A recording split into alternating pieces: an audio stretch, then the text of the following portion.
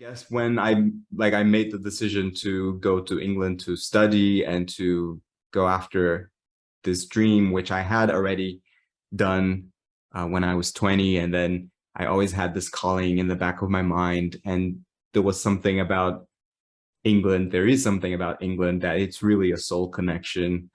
Um, and I guess when I moved, um, basically I went like pursuing my dream, thinking that the dream was one thing, but I ended up finding something else, which was my soul. And it was this spiritual awakening.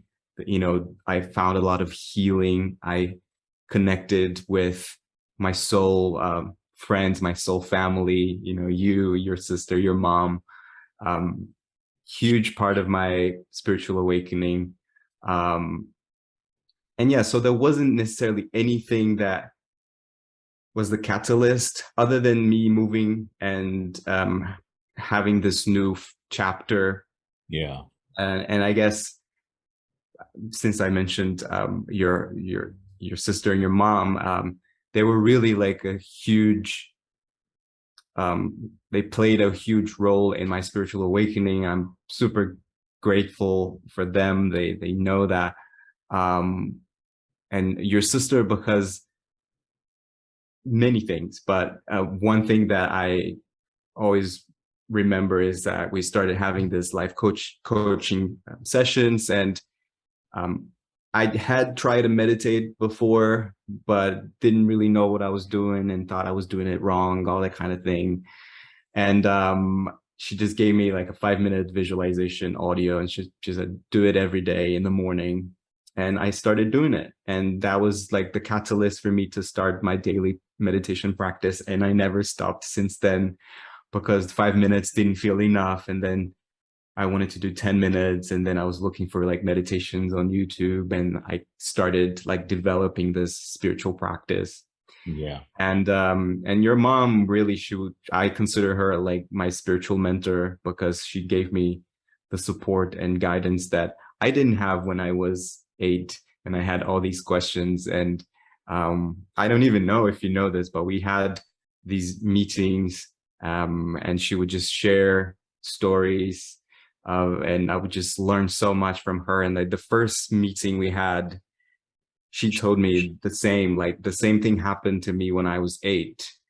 And so we had this instant connection. And one of the things that I remember, I mean, many things, but one of the things that I remember is she said, this happened to me when I was 8, and now I'm 70 something, and I'm still dealing with it. I'm still in this healing journey, in different layers. So something that I also truly believe, that the healing journey is like peeling off those layers and getting deeper and deeper.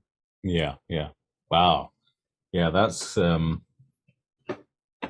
didn't know that actually. So thank you for telling me. And I can see how, you've got this part of yourself that kind of wants to burst out.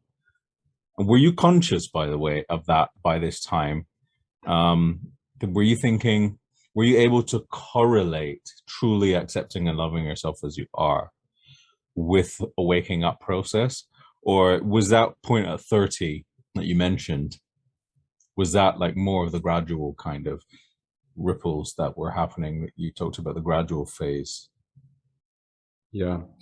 I think it happened at the same time, like when I started meditating, having this spiritual practice. I think for me, that was like what I consider the big wave of awakening, when really like the switch went on, and then things have started to be clear and the colors were more vibrant, which can be sometimes a little deceiving in the spiritual awakening journey. But that first moment when everything just sort of makes sense.